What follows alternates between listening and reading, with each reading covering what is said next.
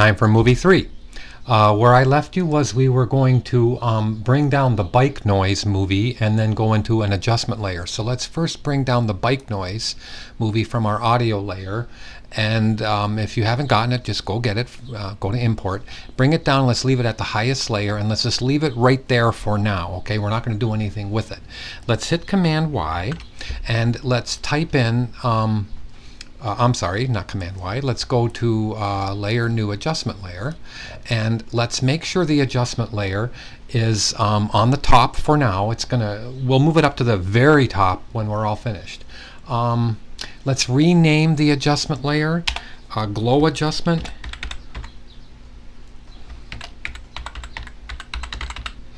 And hit Command S to save. And then we're going to go into the Stylize window. So let's go to right-hand click, Effect, or you could have typed in Glow over there to the right. And let's go to Stylize and then go over to Glow. Now there's something that I have found out about that circle that's in the middle there, that despite us getting the numbers correct, and by the numbers correct I mean let's take the glow threshold, say that fast 5 times, to 75, and then I left my glow intensity at 1. To get rid of this has nothing to do with the glow. Your ramp and the color of your initial ramp is at fault here. So I'm going to click on the ramp over here, and I'm going to darken this middle blue, this first blue. If I click on this and I go just pull this down, do you see? Pull it down until that circle is gone completely, and just darken that color. Keep it intense, but just keep it slightly dark and it will look great. Okay. Now if you want less black, then with that ramp selected, let's move this up, and let's just move this circle down a little bit. Let me get this smaller on screen. Let's move this black out a little bit so we have less black to deal with and a little bit better value on the inside, and then that looks kind of cool. Okay, again, if I want that color right there, that little circle right in the middle to be gone, I just pull this down just a little bit more, just a tiny bit more, and over into the corner, and it should be pretty much gone. So let's hit Command S to save the file. Now what I meant to do on step 14 was just, if you want to recolor some things, I went ahead and recolored these two things blue. So if you shift click both, you can put the label color to anything you want. To organize your layers better, I colored everything that had to do with the light cycle. All of these layers I'll color red, just so that I know, whoops, didn't mean those two had to go back to blue. Making a mess here. So let's leave those as blue wherever blue went, and now I just have everything kind of nicely organized, so I kind of know where everything is. We're going to bring in the explosion movie. In the explosion movie, I'm going to hit P for the light cycle. It's supposed to go eventually go over to where it's going to align with the last position movement of the bike. But would you remember that the anchor point of the bike is the back of the bike? So when I'm all finished, I'm going to go 4 frames to the left, or 4 frames prior, and then we're going to snap the explosion movie into that point. But for right now, let's click to the project window. Let's bring the explosion movie down, and let's just put it right here at the top of the timeline for now. It'll go up later. Now let's go over to where it's supposed to kind of go, meaning let's go over to the last position of the bike right there, and let's hit the left bracket so it snaps, so the explosion movie snaps to that point. But it's going to go 4 frames prior to that, and you'll understand why. Remember, just the bike anchor point was at the back, not the front, and the front of the wall hits the wall first, so we have to have the explosion happen just prior to that. So what we're going to do here is I'll move it, even though 15 says let's move it back. Maybe I'll do that right now. I'll get close and I'll show you that instead of having it happen right here, look where I'm circling, we're going to go Command 1, 2, 3, 4, click on the explosion movie and hit the left bracket and have it snap there, so that it's more aligned with the front of the wall. Okay, that's cool. Command S to save. Let's hit the home key, and let's make our solids, which are going to form our wall. Okay, now you can alter the color of the solids in a minute, and I'll show you what I mean, but let's go to Command Y. Whoops. Let's go to Command Y and type in wall. Now I'm going to pretend it was black, and then if you want to, you can grab this eyedropper and just grab a nice colorful blue, and then if you don't like it in a few seconds, we're going to leave it at 300 by 400 pixels.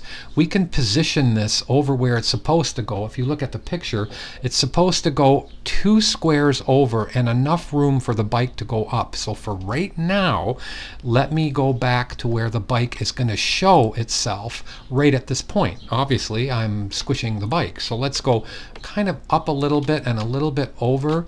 And now if the wall is too bright, just hit Shift Command Y, move it over, and then you can darken this. Watch how I can darken this, and it'll darken, and you can kind of color it as you go, and you can make it whatever you want to. So it shows up, but it's not so prominently showing up, okay?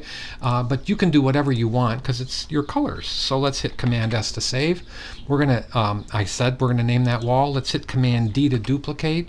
I'll move it down a little bit, and let's move the duplicate one, get real close and put the duplicate one just on the other side of the bike. So the bike just squishes through there. Nice. Command S to save the file. Now, technically, if I move it straight to where the bike is going to hit the wall, which means if I hit the K key now, it'll be right at that last movement. The bike is going to come in and dissect, the wall is going to dissect the lens flare halfway.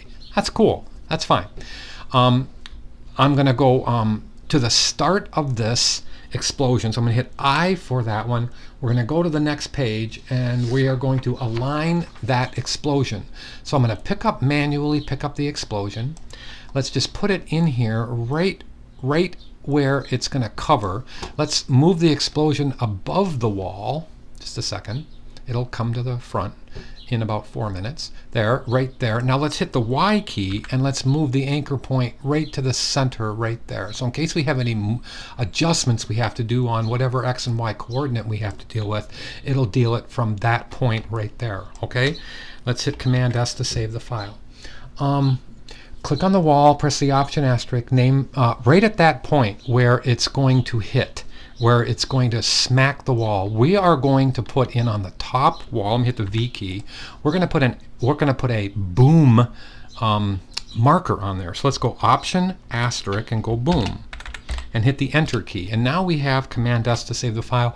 A nice place where we know that the explosion occurs from. Now what we want to do is to let me hit Fit on this. And then let's squish this up, and I don't need so much room over here. And now what I want to do is click on both of the light trails and hit the UU key. Go down a little bit. Okay, UU. Now what I need to get more room here. I need to have all of this show up on the screen. We're going to fade out the brush size, and I guess I already did that. So what I'm going to do is I'm going to remove them just so you can see that they're totally removed. On the brush size, right where this lines up with the last movement of the cycle's position, hit the stopwatch for brush position, for brush size. Okay, now it says on here to advance 6 frames. So hold the Command key and go left arrow, right arrow, 1, 2, 3, 4, 5, 6. Now if you Command click on both brush sizes here, all you gotta do is insert 1 0, and then both of them go to 0. Now while it's still selected, since we don't need any more light trail solid to show because it's on 0, let's hit Option out bracket, which is right bracket, and let's have that actually bring its endpoint right over to there, okay? And we can actually do the same thing for the light cycle. Since the light cycle no longer is going to exist past this last one right there, we can actually take the light cycle and go Option bracket too. You don't have to, it's just kind of clean to do it that way. Now with the lens flare, the next step, if we go to page 7, the lens flare wants you to flare it out on page 7. So let's go to the J key so it aligns with this one. Whoops, let me get close. There. Now let's hit lens flare and hit the E key. Let's go into lens flare and see how I've already added 2. I'll take them away as if I hadn't added it yet. Right aligning with this first keyframe for the light trail strokes to go away, click the stopwatch for the brightness. Mine's on 30. You can put yours on any percentage you want. Remember a while ago it was supposed to be 25. I made mine 30. I didn't care. Now I'm going to go forward exactly where it's supposed to end, and I'm going to put 0 in for brightness. And if you want to, you can have the brightness of the lens flare extend a little bit longer than what the assignment guide says. So I'll move mine forward a little bit and hit the K key. Then I'm going to click on the lens flare solid and hit Option Out, which is the right bracket. So I at least now have that really comfortable. And I've now taken both of those solids to nothing. Let's hit Command S again. Our explosion movie, I want to get to the front of it. So I'm going to click on it and hit I. Then I'm going to zoom in on it. It's going to take a moment. Okay, I'm going to zoom in on it. Okay, now what it wants us is it wants to go get the explosion, the Echo Impact movie, which let me move this down so I can get to it. And let's take that and just drop it into the timeline at the top. Remember, it's audio, it doesn't really matter. Now let me hit the LL key so you can see where the explosion is going to occur. See how the explosion occurs exactly where the marker is and exactly where the video is taking place. So obviously I have now got everything synchronized. The light cycle hits the wall.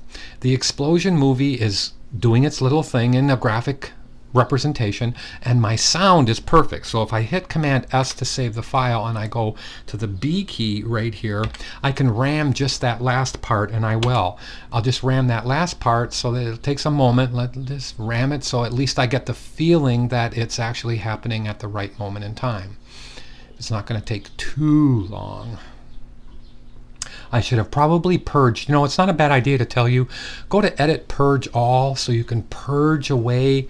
And sometimes the RAM will actually work a little faster after that. Mine is working a lot more slow than I would so choose.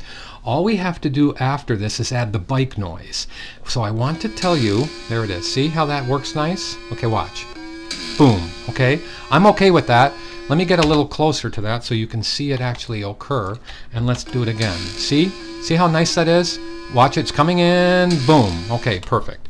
Now, let's go back and let's hit Command S to save the file. I'll go Fit right here, and we are ready to go. I'll take the waveform and compress it back, and then compress and toggle up that right there. Now, all it wants us to do is, again, it doesn't really matter where I put this, but the audio that was down here for bike noise, I'll just move up. And then I'm going to hit LL so you can see that the bike noise starts immediately. It has a nice fade in, but there is no fade out to the bike noise. And ideally, in my mind, when the bike hits the wall, I don't think there should be any more bike noise after that. So I'm going to close the waveform, but I'm going to just hit L so I can see the audio transforms here, so I can actually go in the input, and I'm going to click the stopwatch. Then I'm going to move it down so the noise fades out. Move it down towards between 8 and 9 seconds, and then drag your audio marker down to -48 and hit Command S to save.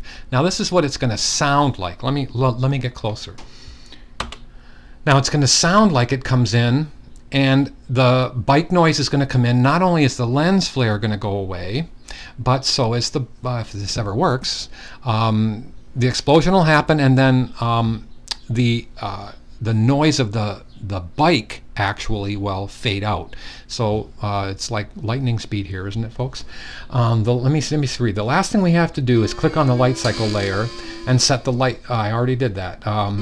The out point of the light cycle. I've already done that. So let's watch the screen. Okay, let's back up on this just a pinch, and now you can get the feel of how that looks. Okay, see how that fades out kind of nicely so that it makes sense? Okay, that's good. That's enough. I'm getting sick of it myself. The last thing you have to do is click on the light cycle AI layer. I guess I did that step a little bit prior to when I should have. Okay, let me go to Fit and go like this. Now the last thing you have to do, and I'm not going to do it on screen, is you have to make a brand new comp called Final Comp. Let me make sure I didn't miss anything. Okay, everything is good. I have a feeling that I've done everything nice. Glow adjustment needs to go to the highest part of the list.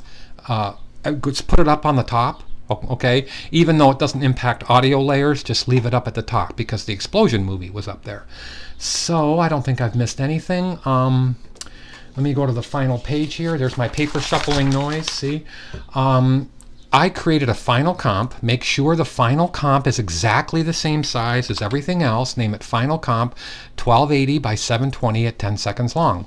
Look at how I've added an opacity in and an opacity out. Please fade in your element and fade out your element, and everything will be just fine. Okay? Any questions? Email me or ask me in class. Take care.